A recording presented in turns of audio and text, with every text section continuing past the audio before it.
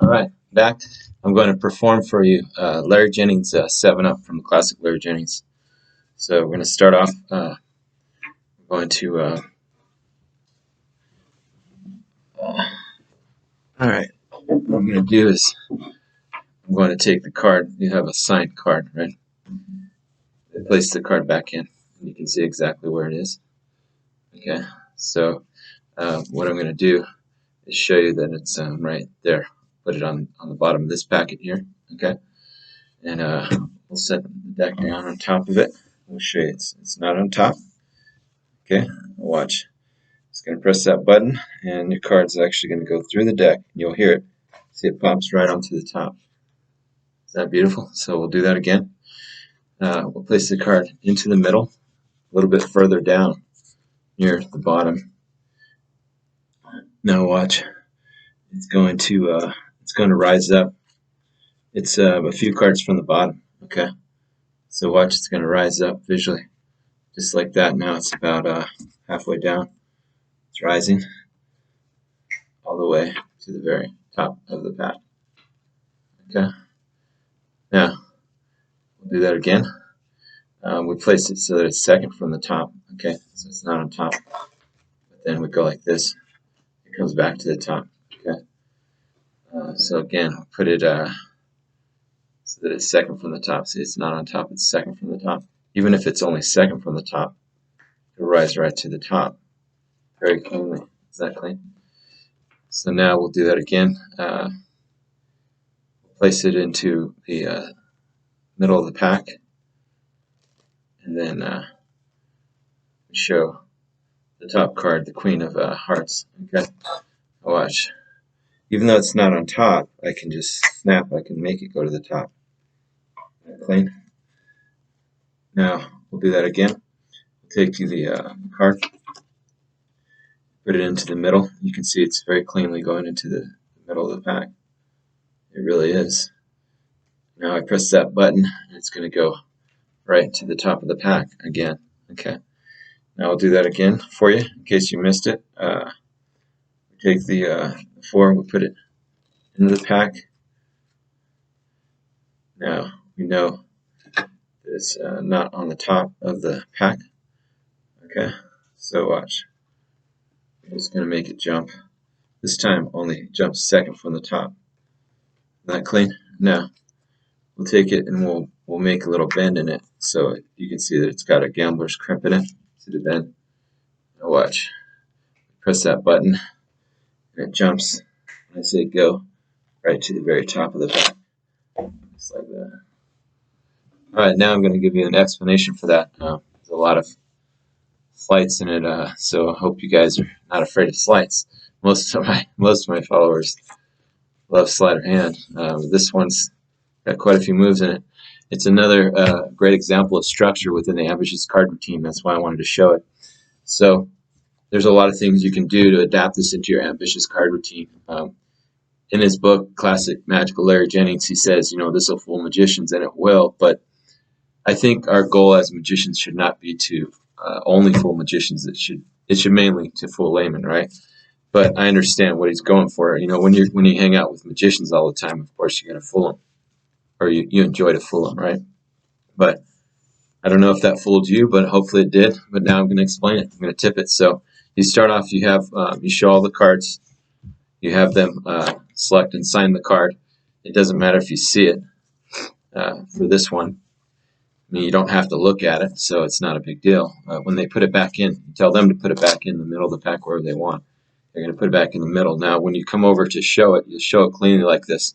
And then as you bring this spread back, your fingers are holding this bottom card here, and you're just going to let go of that card because as you come up, so you're going to let go. I'll move my thumb out of the way, and it looks like you're going to move this whole block forward, but actually your thumb is hiding it. See, I'm removing my thumb so you can see it. That one card will be there, right? So that will be looking like, and this is called the divergence interlocked. So what you've got here is you've got the one card and you've got this here, right? You should be familiar with that if you're familiar with divergence, the interlock vanish, or it's called the divergence utility move, right? So you show it on the bottom, and then your first finger is going to steal this back as you square this packet. Okay, so you've actually got it right now, second from the top. So you're going to set those cards on top. You're going to show the top card very cleanly, and you want to show it, very important, you show it the same way every time you turn over the card. You tell them to press that button, that's the elevator button, and you do the LJ double lift. Your thumb goes here, then you're going to buckle, right? You do the pop double lift here. When you press with your thumb, that will pop it up here. You can do whatever double lift you like. I thought that I would show a couple of double lifts for you where you don't have to do any break or any get ready, so I'm going to show those at this time. So one is you come over, and this is no break. You come over and you just grab two, and then you let it fall back and you do the Greek break. That's a really good one. So the way I do that is your finger grabs here, you grab two, and then when this falls, your thumb is going to hold a Greek break here. So you can do this. That's one way. Another way is shown to me by Michael Skinner. As you riffle here, I'll just show you. First, I'll show you what it looks like. It looks really clean. Then I'll explain it. So if this is no breaks. Your middle finger is going to riffle down till two, and then you're going to go to here. Then you're going to flip this over. So that's a really clean double. But however you like to do your favorite double. What I like to do is I like to do Larry Jennings, and then when I push this forward, looks like I'm pushing it forward with my middle finger. I'm actually using my thumb. And then when I turn this over, I do the dive run and split. So as I turn that over, I split the double back so that it's right here. Okay, then I put it further down. Now I'm going to do a really ultra clean move. This is a Ray's Rise from Ray Cosby. And it uses a Frank Thompson type. It was inspired from a Frank Thompson sleight. You're going to, with your pinky, you're going to just push this card over near the middle here. And as you wave here, this first finger is going to push in, you're going to push out with your pinky. So it will be really clean. It's just done in a wave. You want to wave your hand. And that will, when you do it right, you get the first card, a couple cards from the bottom, and you show it very cleanly. Show it from the side so they can see the stack of cards there. And then when you're riffling, you get ready. You just push one card over with your pinky when you're ready. And this is done under cover of riffling. And then as you wave your hand, see, your pinky is going to push that card out, and this card, first finger, is going to push in. So it's just done in a wave and a riffle. Then you can show how cleanly from the side that it's moved up. See, it's all the way from the bottom, halfway. It's a very good thing to do. And you could keep doing that, but I kind of stop there. And what I do is I just kind of wave and turn over the card here. So there's a whole bunch of things I'll go into in other videos. I mean, there's tons and tons of stuff. I have probably the most variations on the Ambitious card, and you will see as time goes on that I really do have a lot of innovative things that no one else has. Okay, back to the Larry Jennings. So you're here. So that's the first few rises. He calls it 7 up because it's 7 rises, and I think 7 is good. We learned from Channing Pollock. He had 7 doves, 7 decks of cards, 7 silks. So 7 is pretty good. I mean, I pretty much agree with that for the most part. I mean, it doesn't have to be perfect, but anyway, so we went back to the 7 up of Larry Jennings. So what we're going to do is we're going to take the card, and we're going to take off the top card and get a break on the second card. And as we pick up this one here, we're going to turn over the second card, and we show it like this. We say, see, if we put it second from the top. And then what we've done is we've set up for an impromptu. It's Dave Vernon's idea for a double backer, impromptu double backer. So what you do is you have a break on 3. You can pinky count. You don't have to hold a break. You can have them press the button, and then as you're waiting, for the magic to happen, you get a triple as your pinky count back here. Maybe as you're making a magical gesture to buy you time, you do a triple turnover, and you show it's on top. Then you show it's very cleanly. See, now what you actually have here is your impromptu double backer, 1 card face to face. It's called the face deck principle, right? Now you're going to take this off, which is the double underneath it. So you're going to take off a triple, and then you're going to count this, and you're going to show this goes second from the top. Okay, you can show it a couple times if you want to reemphasize it, which I think is good, is they know that it's second from the top. Then you hold a break on 3, and then you press the button, or do the wind up gag, whatever you want to do, magical gesture. You do a triple. Now you set this down so that they know that it's clean. For magicians, there's no double lifts. It's really cool, right? But you're using the double backer principle. So the next move you're going to do is you're going to cut the deck, okay, with a swing cut.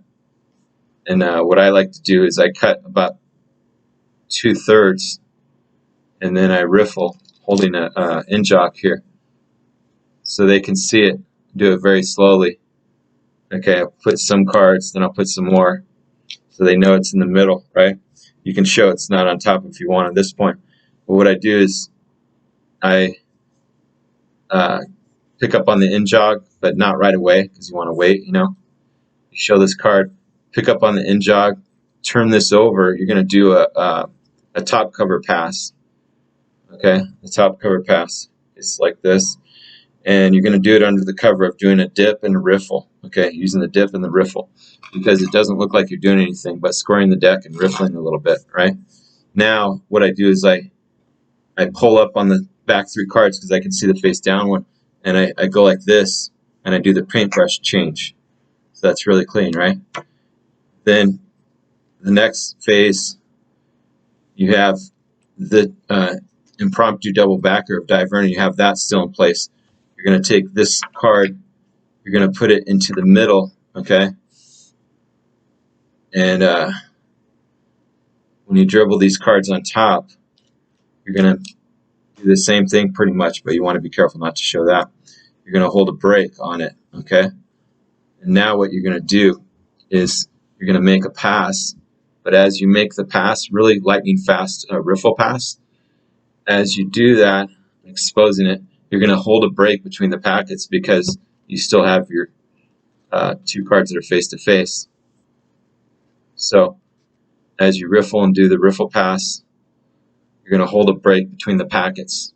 Okay, so don't let them go back together, because you want to hold a break on that, right? So now what you're going to do is, as you're squaring up to show this, you can show it very cleanly. Set it down if you want. As you're doing that, you're going to get a break, or you're going to pull up on the 1 card as you're kind of riffling again. You're riffling up the back. So you have a break on this 1 face-up card now. Now you kind of come down, because you don't want them to see this, because there's going to be a little gap there. You don't want to flash. So you can kind of come back, and you're going to put that card thumbed right on top of that face-down one, right? Then you're going to slowly put the cards here on top, right? And then I do turn over the top card. I rub here. I do a top cover pass again. Okay, as I'm squaring up or riffling. Usually like to riffle because it's consistent. Then they don't think anything's happened, because now you have the triple. Really, it's happened. You've brought these 2 back. So you're going to pull back on the triple. And this is a slight handling modification from Larry Jennings as well, because I don't think he used the rub change with it, but it's not a big deal. But I like it because it's the first time it hasn't really gone yet. And then you snap and it's gone. So this is a fuller, right? Now for the final phase, what Larry Jennings does is he does, from expert card technique, he does the bend rise. And he has one nice little touch with that I want to show you. When he does the bend rise, okay, you have them press the button. Once it rises, when you release it, what he does is he riffles it. That takes out the bend out of the one that's bent in the deck. When you do that a couple times, and it reiterates the bend. So I thought that was a really nice touch for that. So I hope you like that. If you like it, smash the like button, and head on over to click on the links below to Master Magic University to see the upper levels of magic. Thank you.